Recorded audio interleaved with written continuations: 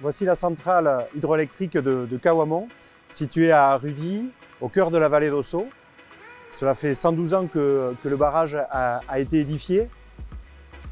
Et le 10 novembre 2017, à 8h30, le barrage lâche dans sa partie la plus basse.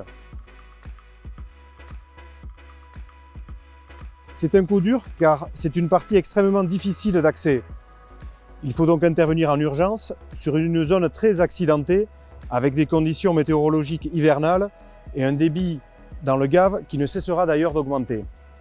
À ce moment-là, j'ai dû très vite constituer une équipe qui devait regrouper à la fois les compétences techniques et les moyens humains nécessaires pour intervenir rapidement et surtout une équipe qui sache s'adapter aux aléas du chantier. Les contacts étaient pris dès 10h et nous avions rendez-vous à 13h30 le jour J sur le lieu du sinistre.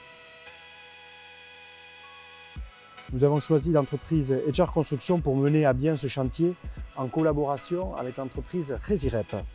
Pachi Salaberry, leader productivité chez HR Construction, et derrière lui toute l'entreprise d'HR Construction, ont bien pris la mesure des enjeux. Il y avait beaucoup d'inconnus à ce niveau-là. Dans quel état était le reste de l'ouvrage? Quelle forme et quelle taille avait cette brèche? En tout cas, elle était très conséquente car la totalité du Gave passait au travers de cette brèche le jour du sinistre. Et il y avait environ 30 mètres cubes par seconde. Il a fallu aussi s'intéresser de près à l'historique de la construction et les recherches entamées dans l'urgence ont permis d'appréhender, en partie du moins, les principes constructifs de l'époque et du coup, ils nous ont aidés à mieux préparer sa réparation. L'objectif de cette première intervention dite d'urgence était bien entendu de recréer la stabilité de l'ouvrage pour le sécuriser, mais surtout de recréer l'étanchéité pour que l'ouvrage joue vraiment son rôle de barrage. Un scanner 3D du site nous a permis très rapidement de monter une maquette 3D de l'ouvrage et de la topographie. D'une part pour définir la méthodologie de reprise envisageable, d'autre part pour s'assurer de la faisabilité au niveau logistique sur un site bien entendu très compliqué d'accès et avec d'énormes contraintes environnementales et techniques. L'équipe travaux associée au bureau d'études méthodes s'est très vite positionnée sur un ouvrage mixte, métallique et béton armé. Plusieurs contraintes malgré tout à cette option, impossibilité d'ancrer les pales planches dans le rocher, méconnaissance de la hauteur et profondeur de la brèche pour le dimensionnement du porte-à-faux au niveau du bouchon.